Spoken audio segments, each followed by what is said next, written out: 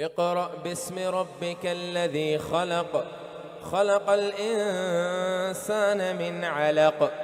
اقرأ وربك الأكرم الذي علم بالقلم، علم الإنسان ما لم يعلم. كلا إن الإنسان ليطغى أن رآه استغنى، إن إلى ربك الرجعى.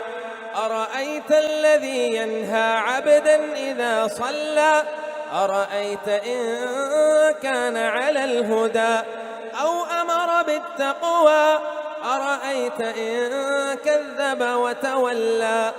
ألم يعلم بأن الله يرى، كلا لئن لم ينته لنسفعا بالناصية، ناصية كاذبة خاطئة.